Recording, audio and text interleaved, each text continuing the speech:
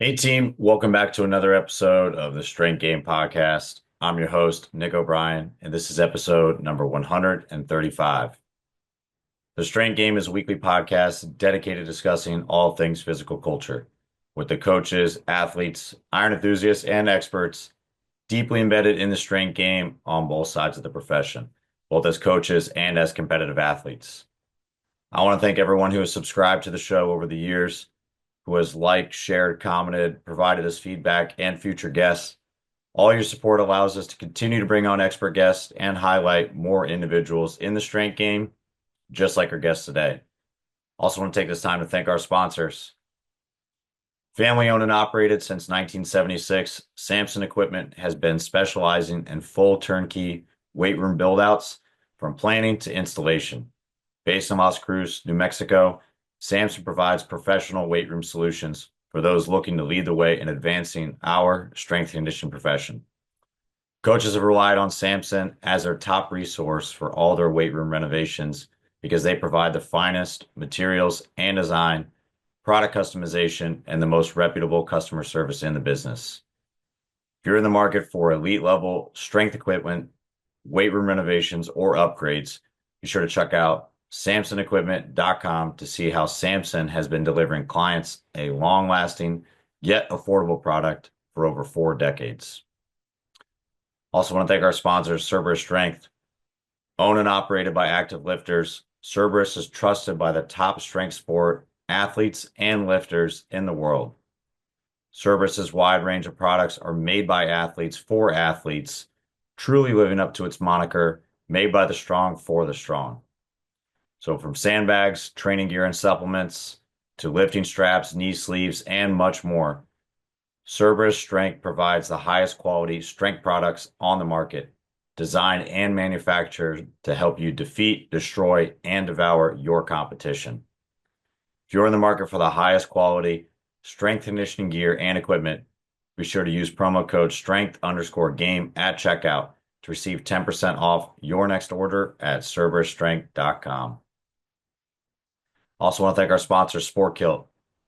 Sport Kilt is the very first company to begin making casual kilts in the USA. Taking the traditional kilt concept, they crafted a casual kilt using modern materials that is perfect for Highland athletes and casual kilt aficionados alike. Sport Kilt offers an option for people looking for a tartan plaid kilt that is less expensive, comfortable, lighter, and durable, yet machine washable. So make the ultimate Celtic statement by checking out the full selection of kilts and stylish kilt accessories at sportkilt.com and be sure to use promo code TSG to save at checkout. And in this week's episode, I am joined by Rick Howard. Rick is an associate professor in applied sports science at Westchester University in Pennsylvania, as well as a sports performance coordinator and coaching minor advisor. Starting at Westchester University in 2014, he is also a visiting professor at Reykhavik University in Iceland and a fellow of the National Strength and Conditioning Association. Previously, Howard served as a teacher at Keilir Health Academy in Iceland from 2015 to 2023, a fitness director at Wilmington Country Club in Philadelphia, Pennsylvania from 2014 to 2020, and director of athletics at the School District of Philadelphia from 2003 to 2011. Over the course of his career, Howard has taught K through 8 health and physical education, coached middle school sports and strength and conditioning for middle school, high school, and the college setting. He's a founding member and past chair of the NSCA's Youth Special Interest Group and chair of the NSCA State Provincial Director Committee, where he was the Mid-Atlantic Region Coordinator. He has been a lead instructor for the CSCA exam prep since 2014 and currently sits on the NSCA Strongman, Special Populations, Educators, and LTAD Special Interest Group committees, in addition to being a liaison to the high school, state, and provincial director program. He presents nationally and internationally on youth training, long-term athletic development, and strongman, and has contributed several articles to peer-reviewed journals and blogs on the topics. Howard is a master strongman competitor and has been training and competing in the sport for over 10 years. He is an avid lifter and enjoys walking his two dogs when he is not training in the weight room or teaching. Like I said, I'm excited to have him on the show today. So, with all that said, let's get in the game with Coach Rick Howard.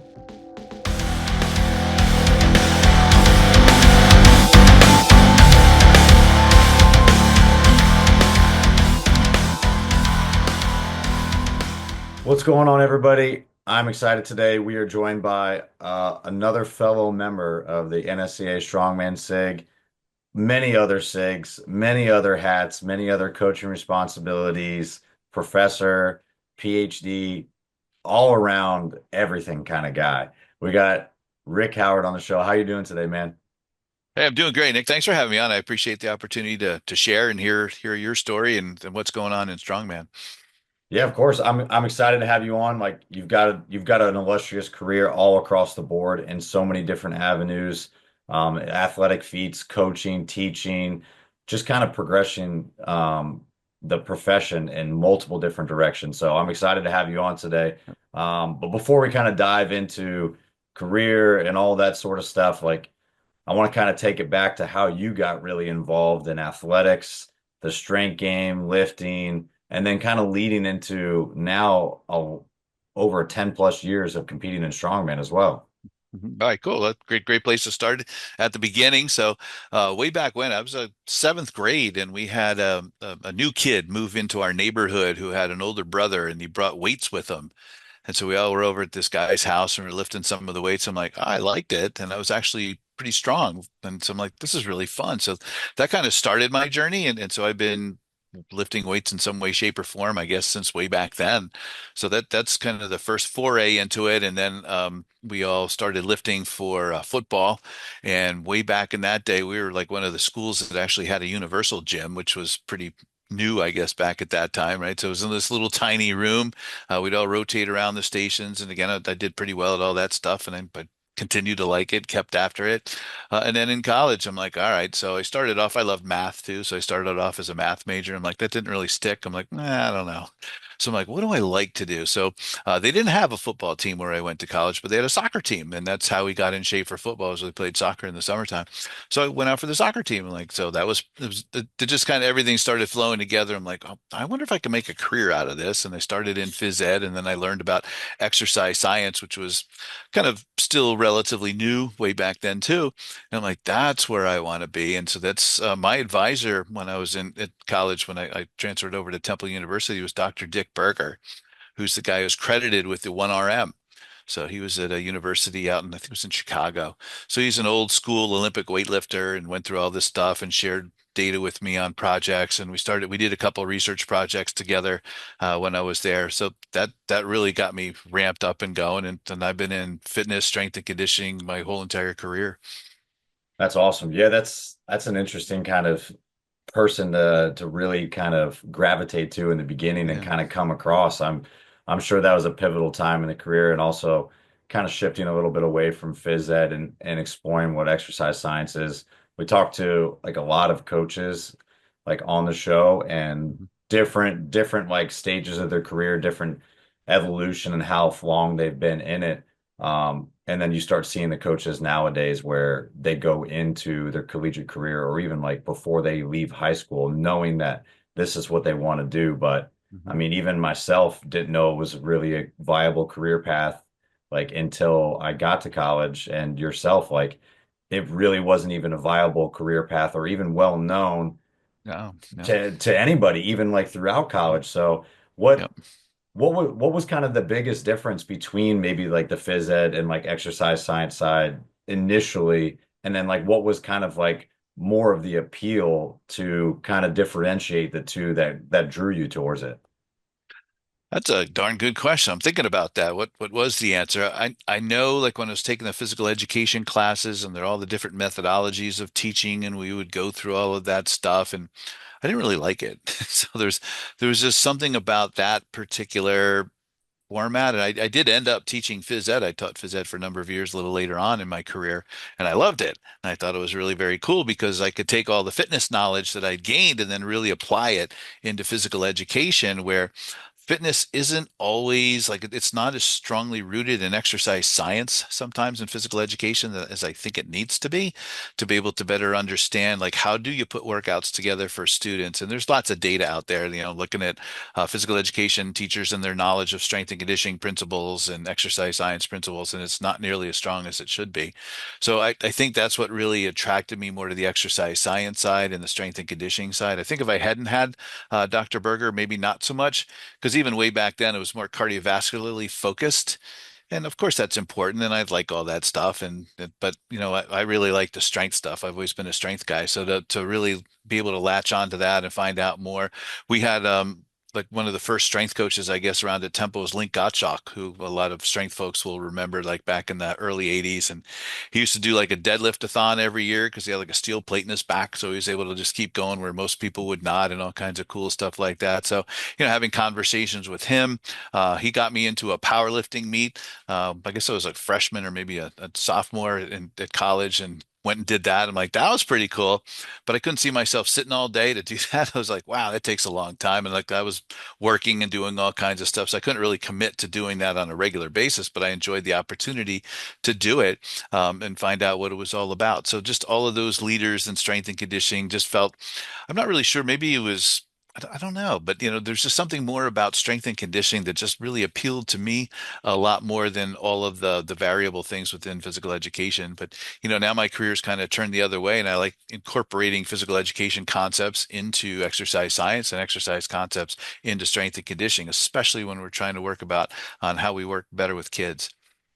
Yeah, that's awesome. It's a good point too. Like there's a lot of things from each of those different kind of demographics that oftentimes if you're only involved in one of them, Hmm. you don't really kind of get to pick up some of the nuances that you get from like physical education and like kind of gamifying a lot of things. And like you Yeah. said, it's maybe traditionally a lot of phys ed teachers like it was more fitness based and it wasn't really like structured on strength conditioning principles, but it was Yeah. to try to keep kids active and like engaged and having fun.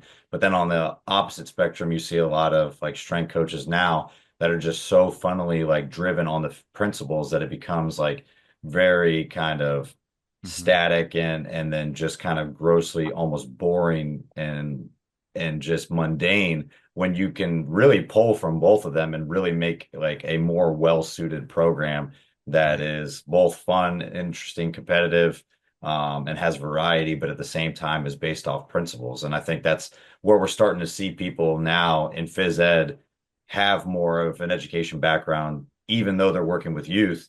And then Hmm. also people that are working in college, high school, professional that still are using like open chain like movements and like Right. not so structured like conditioning and making it more competitive and fun like it is a game. Yep. Yep, absolutely. And that's really been the cool part. I think in my career now, looking at long-term athletic development, and there's so many things that physical education brings to the table, like organizing groups and how do you do instruction, and how do you look at how you train some of the fundamental motor skills that sometimes in coaching we kind of skip past that. We're looking at those sports specific skills primarily without focusing on how to develop those skills fundamentally. And then, on the strength and conditioning side, like being able to focus on how to get kids stronger and how to increase all of those different skills that kids are going to need no matter what they're going to do to be physically active for the rest of their lives. Whereas sometimes physical education kind of gets stuck in the health fitness area of it. And so they're looking at the cardio, and they're looking at muscle fitness as one collective thing and focusing more really on muscle endurance without challenging kids the way kids like to be challenged. So blending them both together, I think, is the best of both worlds. Yeah, that's I think you brought up a good point too, like about long-term athletic development. Like that, I know you've been integral in that. You've spoken on it, like started that's NSCA SIG as well. So Hmm. you've been very vocal on that. And then kind of working with youth and everything up through like collegiate professional, like masters athletes and everything too, like long, like trying to strengthen and lengthen that career as much as Right. possible. Where do you kind of like take a practical approach to kind of finding where individuals fall within that spectrum and like kind of timeline of long-term athletic development? Like, because we know there's fundamental principles that are involved in each aspect, and sometimes you're going to get an athlete only for a finite amount of time. Like for Sure. college, usually 4 years. Hmm. It's hard to kind of go back to the very beginning and build those principles because you have to meet them where they're at. Right. If you're in a different setting, do you kind of try to take those LTAD like principles, but make sure that you're putting them into the right part of that spectrum to get the most out of the time you have with them? Man, it's one of my favorite questions. So I'll try to break it down here a little bit. So with kids, right, like kids in youth sports, their parents just think that they have to win the U10 trophy and that's it, right? So do they win the championship without really looking at how are they developing their skills over time? So the long-term athletic development models really look at that combination of developing fundamental motor skills and muscle strength. So kid would have the ability to be able to do any activity they choose for the rest of their life, or they would develop the concept of physical literacy, which is being confident and competent in their abilities in a variety of surfaces under a variety of conditions. So it's a lifelong process. It's a journey. So you're always seeing what that next opportunity is. And strongman became that for me, right? I'd just gotten bored of going to the gym all the time. I've been going to the gym for like 40 years. I'm like, oh, great, it's legs day. We're going to squat. After a while, it's like, big deal. Like, what else can I do?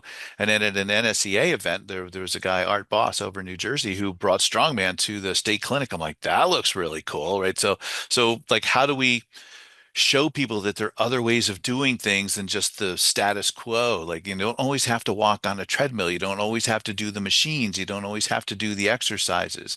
So we can make it fun. Like we talk about making it fun for kids, but we never think about how do we make it fun for adults to keep them going.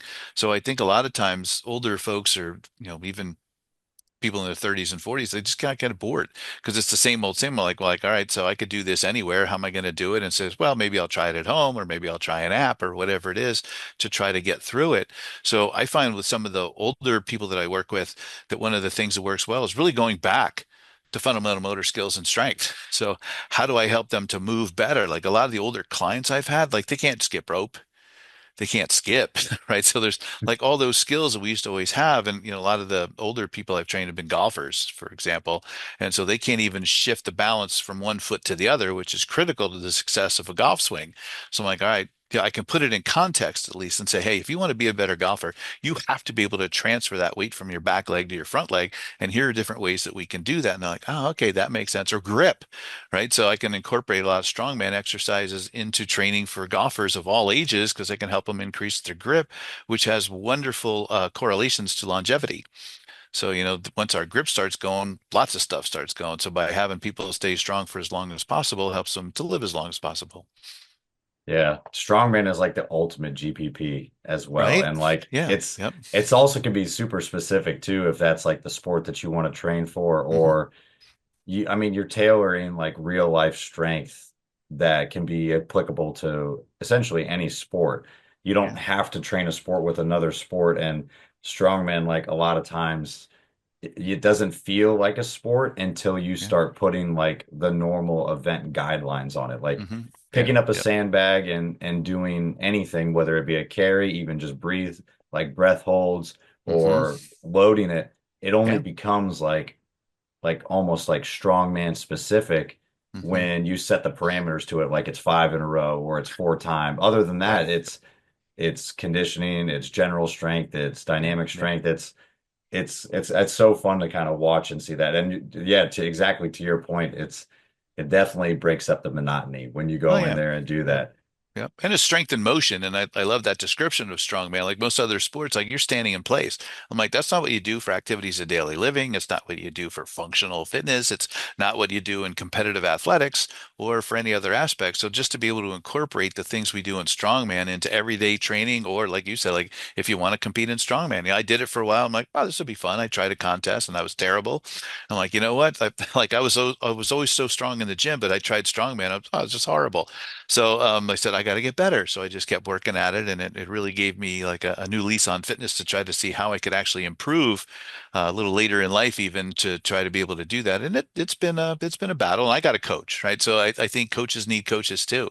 So I have a great guy in Delaware who helps me out, Cosme Gonzalez, and he does a really nice job. He breaks it down in a different way than I would probably break it down, but it helps me. And as we get older and we need perhaps more mobility and other things that I don't really want to do, he's like, hey, yeah, here's how you get better. And I've had significant improvement from doing it. So I know that I'll have other people do it, but sometimes we don't want to make ourselves do what we need to do. And that's really the secret of everything, right? Like, can I get better at the things I'm not so good at? Yeah, that's a great point. I always kind of preach that stuff. Like having a coach yourself is really necessary too, because you're not going to be able to escape your own biases. And Yeah, if yep. you put a program together, you're going to a lot of times put the stuff that you want to see in there. You'll Hmm. inevitably kind of write the stuff in that you know you need to work on. But when push comes to shove, that's the first thing to go in your program. Right. If you're having a long day or things Hmm. aren't going well, you're like, Yep. you can kind of talk yourself out of those Sure. situations, and Yeah. Yep. you Yep. feel a little bit more ownership and held like accountable for things when someone else is writing the program for you, Yep. because they know that they kind of have your best interest in mind, and they're trying to attack your weaknesses. And for you, a lot of times it's like, I just want to showcase my strengths. Right. Yeah. Right. Especially when you're in an open gym like that and there are people all around like, oh my, look at this guy trying to do that. It's terrible. But the other nice part with Strongman too is like you can do it in a group. So we get grouped together on a Saturday or Sunday. So you might, yeah, anywhere from like 4 to 9 people there together, like all different skills, abilities, backgrounds, experiences, just all for the same purpose. So it's kind of cool to see how that works and see like how you are across different age groups, across different experiences, who has what limitations, who has what experiences, and who has some really, really great things to show. Like I've picked up some great movement ideas just from watching some of the younger athletes who are in now who can like they just pick things up so easily. They're like, we never lifted like that when I came up, right? So we never really worried much about explosiveness and power generating from our hips and all that, So it was that was way back in Arnold days. So it was mostly bodybuilding type workouts and splits that we all did. And so I like to see the way that you can improve that over time has really helped me as a coach, especially working with college age students who have that same ability. But you were talking earlier about like where they are. I borrowed Joe Ken's zero block. So like I wanted to see exactly where they were before we got started, going back to the LTAD principles. Like, can they move? Like some of them had never worked out before they got to college. Some had a lot of working out experience. So to be able to put them in that position, really to go back, like, what are your fundamental motor skills? What are your movement patterns for the exercises that I want you to be able to do? And how can I put that together to help you move better? So that was a great experience too, to see how that worked. Yeah, it's interesting kind of when you get those strongman groups together. Obviously, like the camaraderie and the Hmm. competition and like just kind of the atmosphere has always been great. Yep. It's the one thing that I miss in like a lot of people that either were involved in team sports and kind of got away from it, or maybe even some of these kids are skipping team sports altogether and going to Hmm. powerlifting, or they've done Yeah. wrestling or individual sports, and you still train in a group, and you kind of need that aspect of that. Right. It's pretty awesome to have that, but to your point too, like you get to see other people how they move, and some of the younger athletes coming up, like they're not susceptible to kind of the same weird like training modalities or things that we've Hmm. done over the past, that like we've Right. kind of we've kind of built up our own way of doing it. Hmm. And a lot of times when you like teach someone new to do it, like because they're so novel and they have no idea what to do, something's kind of sparks in you when you see them Yeah. do it, Yep. because they're learning it. Right. They're not copying someone else do the movement and then like it feel weird. They're doing what kind of feels natural, and Yep. you can start kind of putting those tweaks on it, which is awesome. And it's probably like one of the big proponents, like working with youth athletes too, because Oh, yeah. they create so much, they give you so much like injuveration, like for creativity, because Hmm. they have no idea. They just think they're doing it right. Right. Yeah, exactly right. And there's so many different movement patterns that you can look at and see who does it well. And I love your point about the creativity. I had a group of middle school kids and they were coming in just doing some general physical preparation training. And so we had a tire and it was only, I'm guessing about 100 pounds. It was a relatively small tire, but they decided that they didn't want to flip it anymore. They wanted to do a tug of war. So they created a multi-directional tug of war. There was a line that they had to cross over, but it didn't move in a straight line like a rope does. They could move wherever they wanted. So it was 2v2. So there's two people on one side, two on the other side. man, they pulled for like 7, 8 minutes. They wouldn't let go. They wouldn't stop. And I'm like, they were exhausted, but they could hardly wait to go again because they created it. It was theirs. I'm like, man, so there's a cool game that I use all the time now to just to get people moving in different directions, figuring out how to apply force and move and do different things. So it's just so cool that the different things you could do with implements, even that you probably didn't even think you could do with them. Oh, I like that. Now I'm Yeah. gonna have to steal that. I don't know if maybe not with I might be able to do it with like a double rope, just tie a Yeah. knot in the middle and get four Right. out. That'd be or a tire, and that'd be pretty cool though.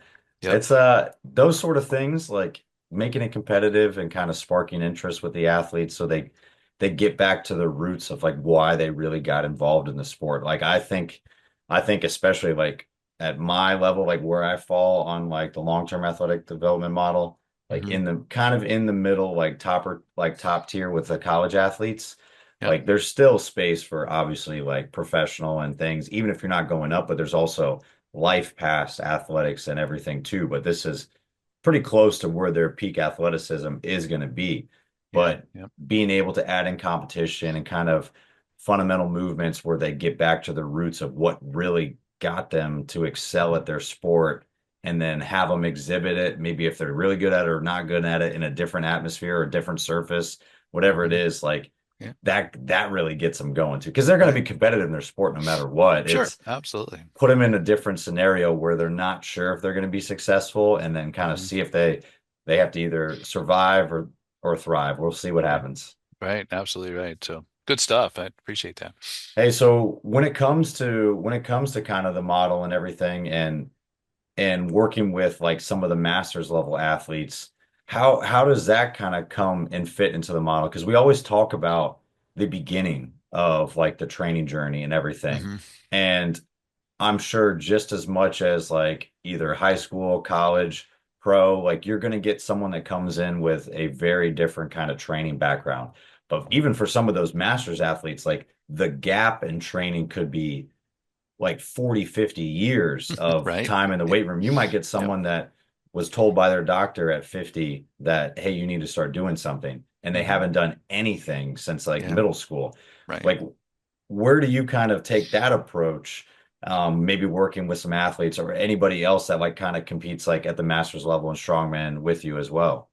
Yeah, it's a great question too. Like how do you do it? How do you put it together? I just shared last week. There's an interesting study that just come out, and it was a relatively small group of masters athletes, men and women. Most of the women hadn't competed in sports when they were younger, so this was kind of like their new adventure.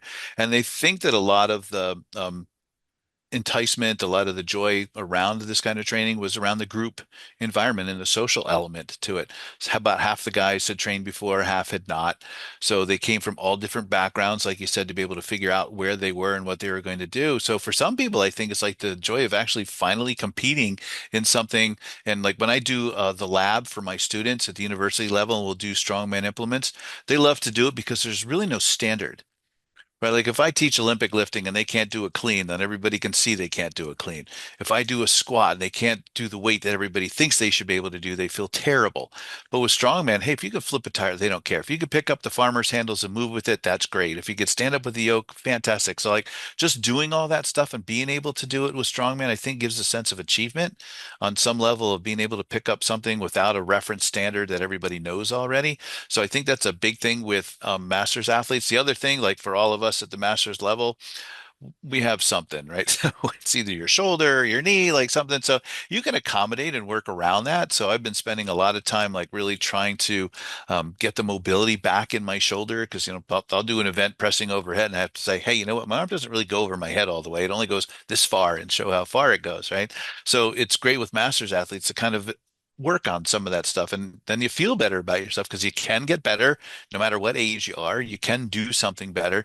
But your other point was valid too. Like you go to a competition and you're higher up in the master's class and you get some dude that just turned 40 and you're like, man, right? They're smoking back and forth up and down all the different events. You're like, that's all right. It's kind of cool. I think that's the other really neat thing though. Like you see athletes all across the board in different age ranges in training and then even in competition. I think the master's class is huge in terms of age, right? It's actually probably broader in age. Now I see a lot more contests that'll have 50 plus, which is kind of neat to see too. So that breaks it down a little bit, but you get to see where you stand on a lot of different events. And I think it's a great motivator for a lot of people to be able to get out there and to compete or just to do it just for fun and to see where they can go and to get better. You could see how it applies to your sports. A lot of the people who do it, maybe they're golfing and playing tennis, pickleball or whatever it might be, but they could see how it actually helps them in whatever else they're doing.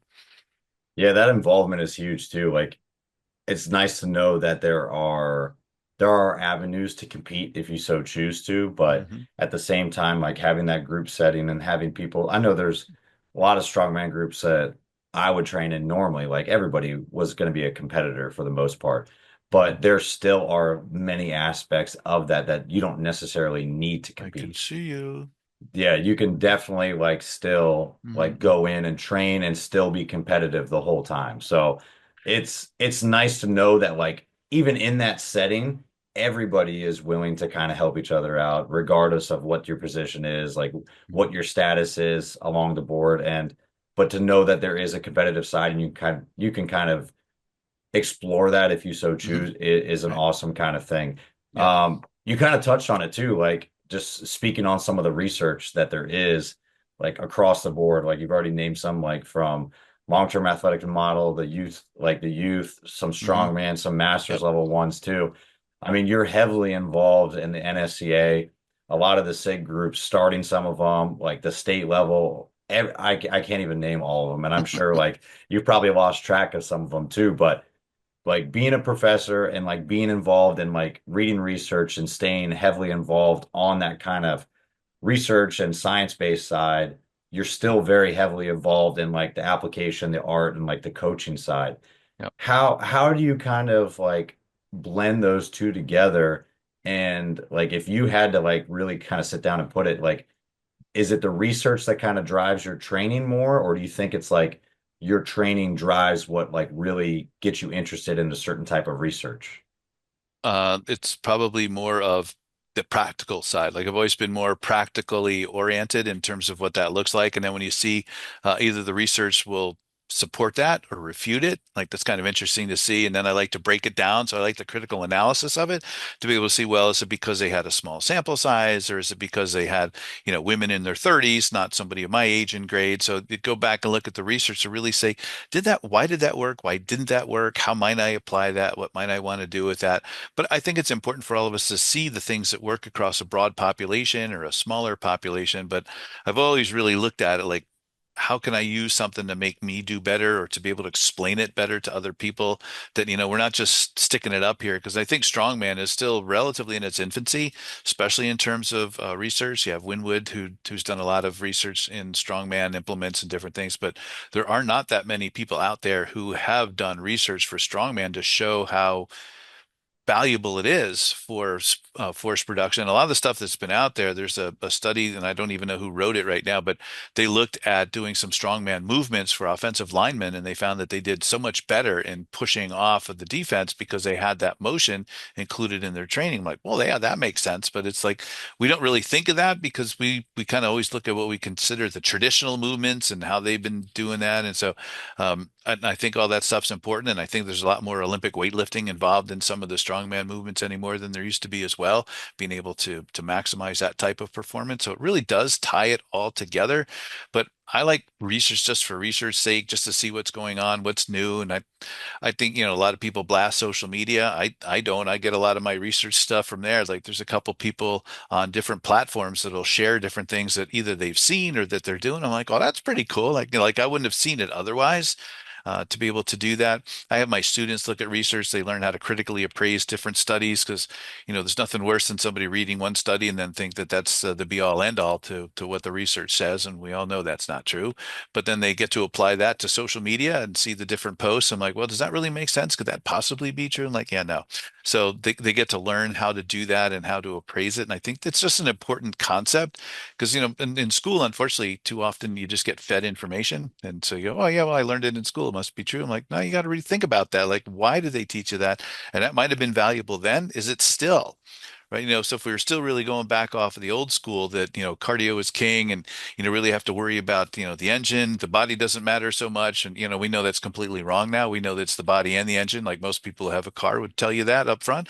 So, you can't have a great engine in a crappy car. It's not going to go very well. So it really helped to see when all the strength training research really started turning that around, that as a vital sign, your strength is as important as your cardiovascular ability, and we need to focus more on that for the population so they can complete all of those activities of daily living that they need to. Yeah, yeah, understanding all the that there is a research side to it and there are two sides to the coin. Like one article might refute something, one article Hmm. might support something too. Like it's not the end all be all for those things. It's it's difficult too with like research comes out all the time and like to your point, like it's often hard to like find something, even something so niche or like looking for strongman. It's sometimes it's just not out there. Someone's not doing any research on it, like as hard as you kind of search for it. I found myself like even the other day talking to one of my baseball athletes, and he was asking me like how much creatine to take or like what dosage or what the time of it is. And I found myself like thinking, I was like, oh, this is what I'd suggest. This is what it is. This is based off the research that I've like last looked at. And then I Hmm. found myself like realizing I was like, that research is like more than a decade old. I was like, Right. Yeah. I told him, I really I don't know how this has changed or this is what it is. I'll just tell you what it is now, but I'm Yeah. gonna have to get back to you. And research is always everly evolving. Sure. Um, and because of like the time commitments for a lot of coaching or like phys ed teachers or anybody kind of involved in it, it feels like if you're not involved in like kind of staying up to date with research on some sort of regular basis, Hmm. things kind of change. Like, how do you, obviously, like, kind of being in the university setting, being a professor and everything, like, research kind of drives a lot of what you do. But for Hmm. anybody that's kind of more on the coaching side and that more in the X's and O's, like in the weight room all the time, what would you suggest as like kind of the best approach to make sure that you're still staying up to date on what is current and not kind of getting left in the dust and saying, well, this is how we've always used to do it. This is the status quo. Yeah. Great question too. So there's lots of different ways to do it. I think one is like how we got together, right? Through special interest groups. So people have shared interests in different ideas. And so you have conversations there and, the research will come up or your practical application of something and how we all do that. And then we want to share that with everybody and like, hey, like if we're interested in it, I'll bet there's other people who are interested in it as well. Other things are like having some go-to organizations for different kinds of information or different researchers that are kind of up to speed on whatever area of interest you have to make sure you give them a follow, making sure that they're keeping up with the information that they have. There are other coaches, so coaches conferences and clinics and stuff. So you're always learning, going to, talking about the NSCA, they have state events, so you can go to a state clinic. It's just a day. It's easy to get to. They're trying to do more and more presentations on strongman. We have the Delaware State Clinic coming up at the end of March, and there's a strongman presentation at the state clinic. That's how I got started in strongman at the Jersey State Clinic years ago. So just finding out like where you can get good pieces of information that's it's affordable, because you can't just go on YouTube and say, "Hey, let me just watch this video. It must be right," because you don't know, right? So just going to reputable organizations and people who are doing the research and putting that together. University is easy because I could do like in one of my classes, they have a journal club. So I'll give them a topic and then they have to go back and research it. And then they have to respond to other students in the class based on what they found, whether they agreed or not, and what they found too. So it brings up really interesting conversation around key topics. We'll start looking at some of the key influencers in our field in our industry because those are the people who have stood the test of time. Joe Ken, as you're talking to him too, he's definitely one of those for all the different programs he's created, the athletes he's trained, the strongmen he's trained. So there are people you can talk to who are going to give you the straight story. And that's really what's most important rather than just saying, hey, I heard from somebody, or you read a report that somebody says, but they're kind of telling you what the research said, but it's not the research itself. So it's their interpretation. And, that happened way back in the early 60s with the original breakfast research. The researcher that said that, for those who eat breakfast, breakfast is the most important meal of the day. The person who created the headline for the newspaper said breakfast is the most important meal of the day. So, it took more studies to really see did that work or not. So you have to get the information from as close to the source as possible. Yeah, that's a great point too, because a lot of times you hear it through kind of third party people, and it's a telephone game. You've passed it so many times that the message has morphed in so many different ways Hmm. that a lot of people take it as face value. And we talked to other coaches about like the impact of like social media and kind of the loudest voice being the one that's heard the most. And Right. it's affecting a lot of college athletes. I see them that come in, and obviously they have great ideas and stuff they want to kind of incorporate, but it's a little bit easier with them to kind of have the conversation and help them kind of draw like draw like pinpoint the dots and like let them draw their own conclusion to why that may or may not be beneficial to them. But for some Hmm. of the youth athletes or even some of like the parents of those youth athletes that just see it pop up, like they're taking it for face value, but Yep. that message might have been morphed so many different ways from a research article or Hmm. from just passed down information from year to year to year. Yep. So it's hard to kind of decipher that and get to it without going straight to the source, Yep. and like articles and using different research like that is key to that. Yep. Yep. Definitely agree. And the other thing I've noticed is like those who have a lot of education, they'll have what they deem to be a reputable source. Maybe it is, maybe it isn't. So you kind of have to have that instructional process too. Like, how do you actually look at the research and, you'll follow the science, follow the research? Well, how do you do that? Do you know what that looks like? And to be able to say, so there's a really good article that somebody had written a number of years ago that said, all right, so these are things we know work. These are things that we think work, and these are things that we know don't work. So I'll often ask people to look at it in that context. Like, how do you know that works? If you're saying it works, how do you know?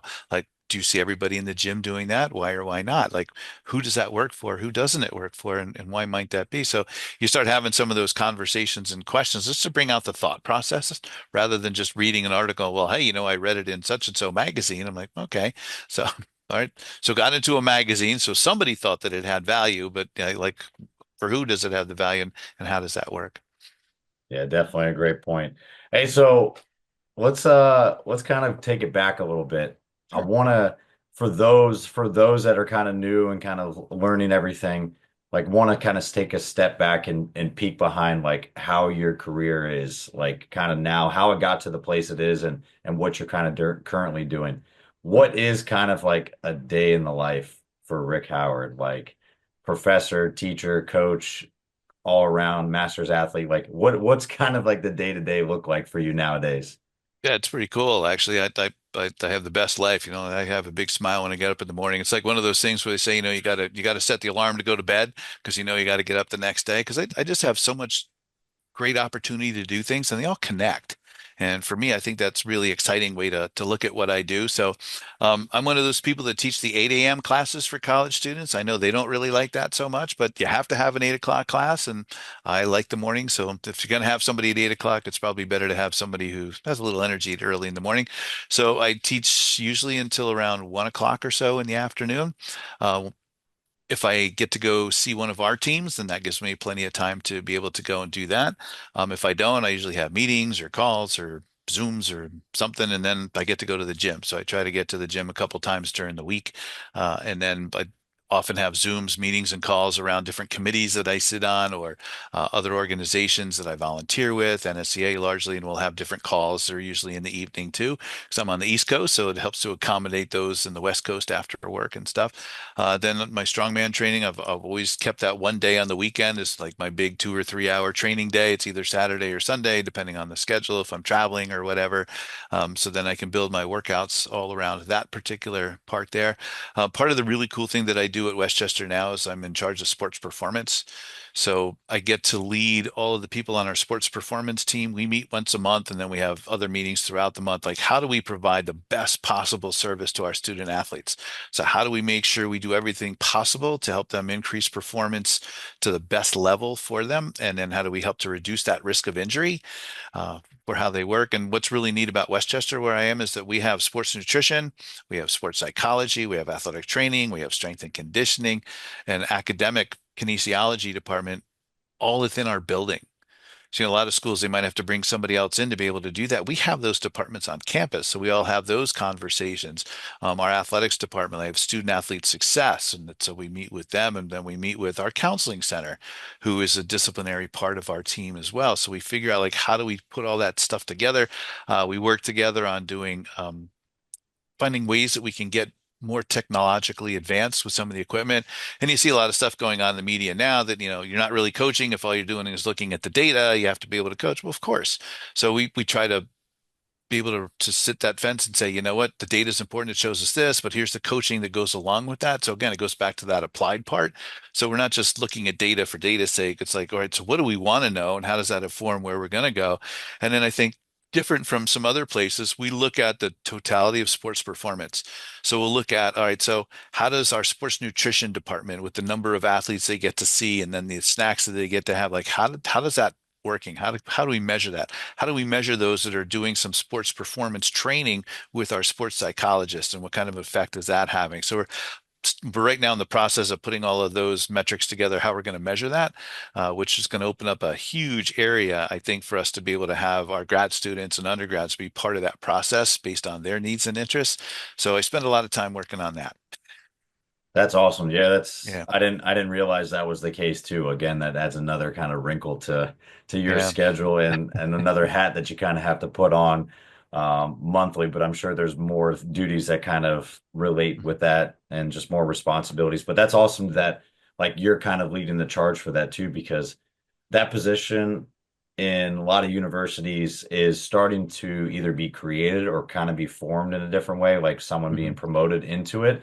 Right. But I've seen it kind of done poorly at other universities or even like some places that I've been at where Yep. they don't really know what that role is to entail. And a Yep. lot of times someone is wearing another hat as a department head Hmm. and they don't know how to kind of take the responsibility off and objectively look at all the departments that they oversee and Yep. not just kind of be biased to the one they currently work with.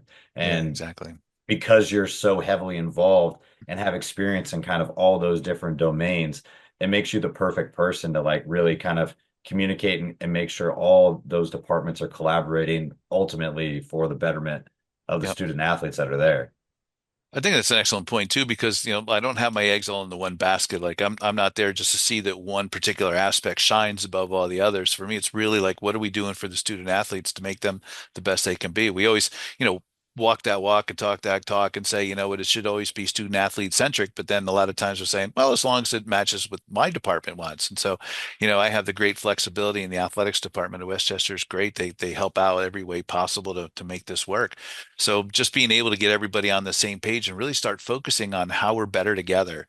The motto at Westchester in athletics is together we are golden. And so it truly is, we really do see how the more we collaborate and do all these things at the same time, the better off it is. And that's the other side of what I do outside of our department when I'm having all these Zooms and all these calls. We're doing something called collective impact, which is where you get a lot of the major organizations together on the same page and say, hey, if we all work together, we could get a lot farther than if we're doing it by ourselves. So we just presented at the Joint Commission of Sports Medicine and Science, which is like a loosely held organization of like 60 different groups. So American College of Sports Medicine, NSCA, Shape America, National Athletic Training, all the USOPC, like they're all part of this process. So we had like four or five of those groups. We all got together and shared how we thought that we could really help reshape youth sports, physical activity, and physical education by all working together to move the whole process forward.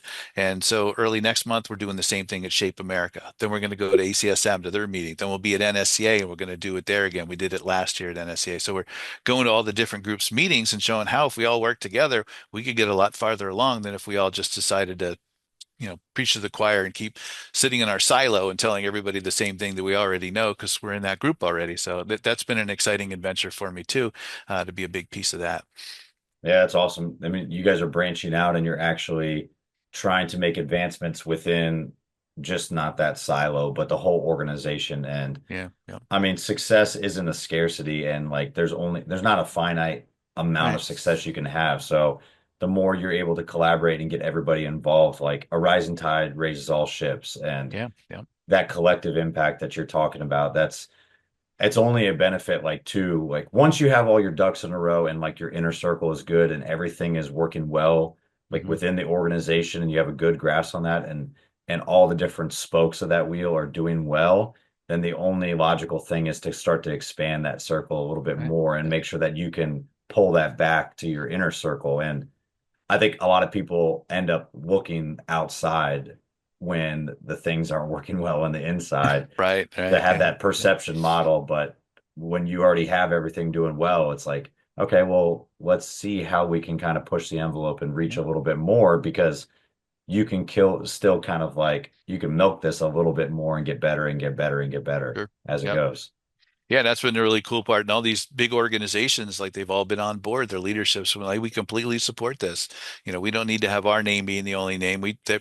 Most organizations I think now are in that same boat too. Like, how do we collaborate? Like, how do we really make an impact, not just within our organization, but with like-minded organizations who are kind of on a similar mission of what we are to be able to really help improve athletic performance, youth sports, all the different things we talk about all the time. So to see that actually coming, especially after everything kind of it seemed like it was growing a little bit and then COVID hit and everybody stayed home for a while. Now it's like slowly building that momentum back up, I think, where people really want to get back together and share what's going on to see how we can all move forward. Nice. Awesome. Well, hey, Rick, like any good training session, we end the show with a finisher. Cool. So I All right. got 4 quarters, 4 questions, Okay. and we'll do some strongman overtime at the end. Cool. That sounds good. But either go rapid fire or feel free to kind of expand on anything. But the first one I got for you, biggest influence in strength and conditioning and or teaching as well. Biggest so person?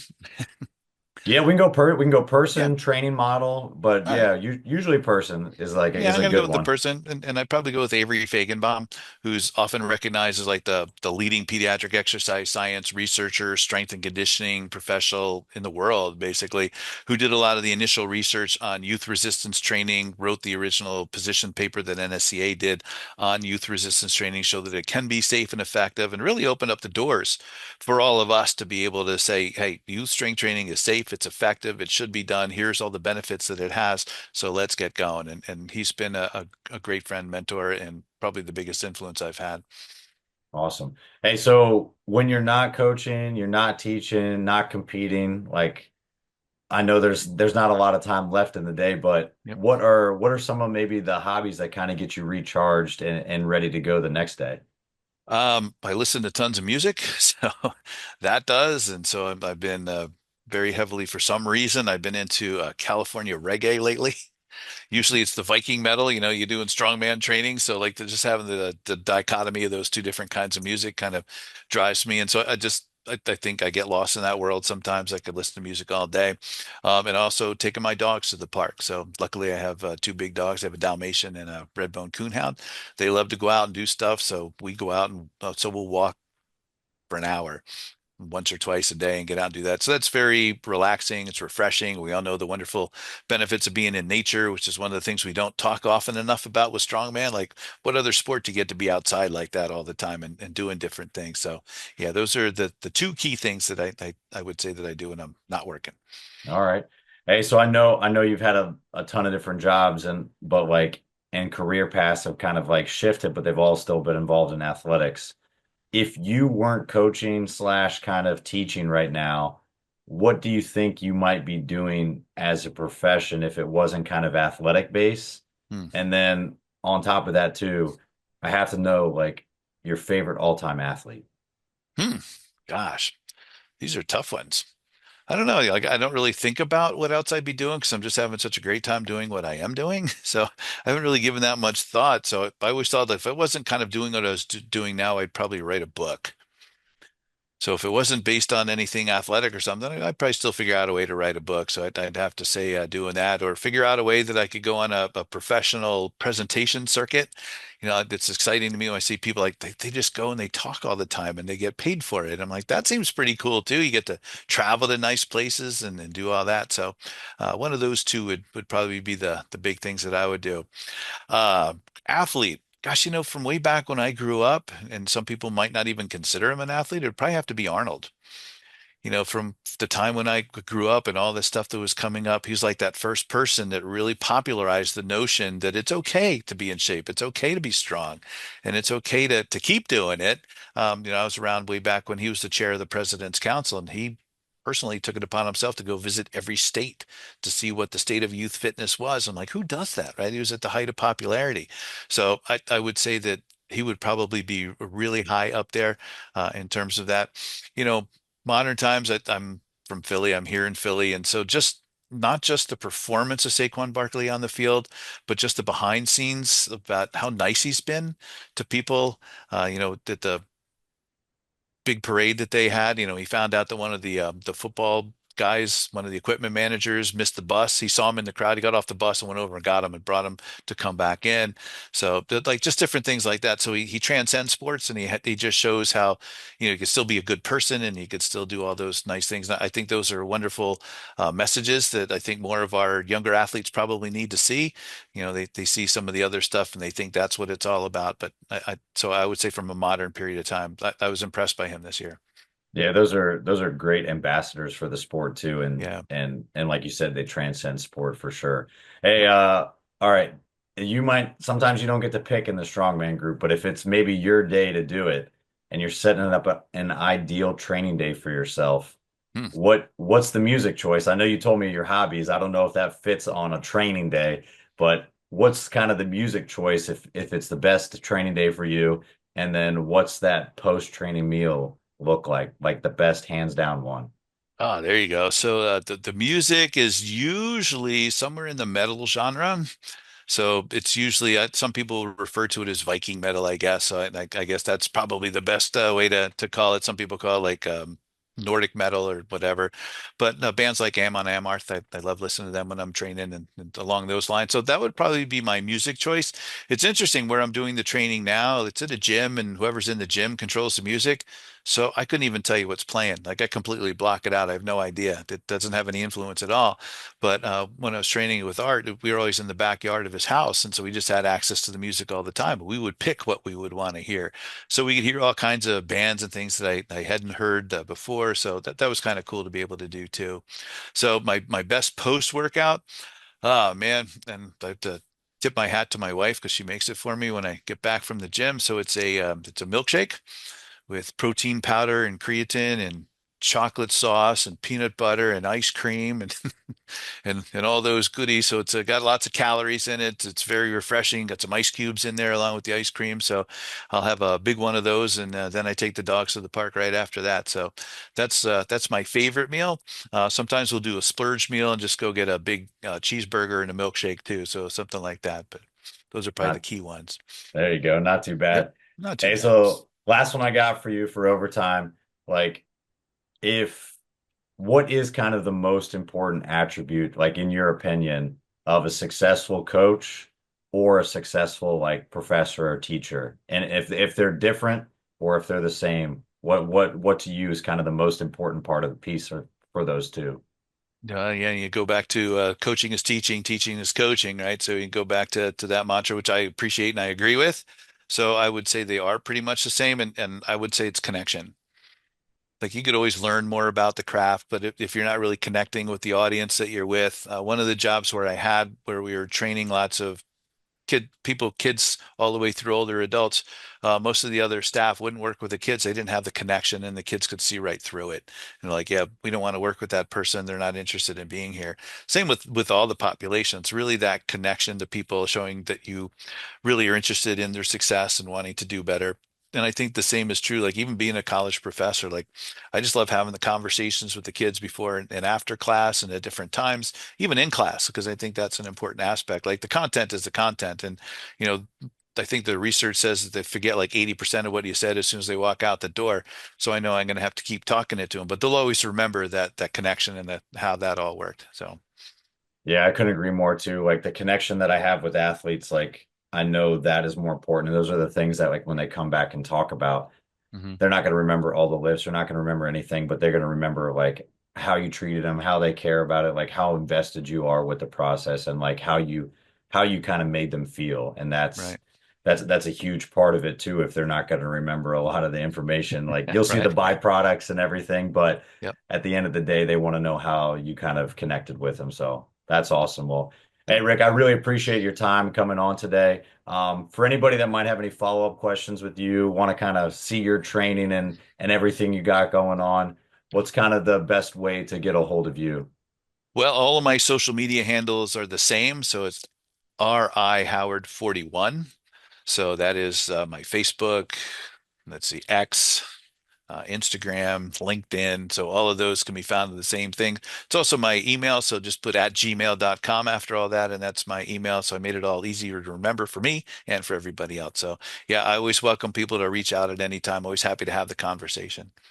Awesome. Well, like I said, I appreciate your time. It's been awesome to connect with you Cool. and be part of the committee with you. And we'll link all that stuff. And thanks again. We'll talk soon. Cool. Thanks so much. Appreciate it. See ya. That's it for this episode of The Strength Game. Thank you again to this week's guest and to our sponsors. Be sure to connect and keep up with our guests at the links in the description below. Remember to subscribe to us on Apple and Google Podcasts, Spotify, or your favorite podcast provider to stay up to date on all future episodes. Also, check us out on YouTube and CoachO'Brien.com, where you can find all the video versions of these episodes, as well as show notes, episode schedule, and much more. Comments, ratings, and reviews are always welcome and appreciated. Thanks again for tuning in, and be sure to join us next week for another great episode of The Strength Game.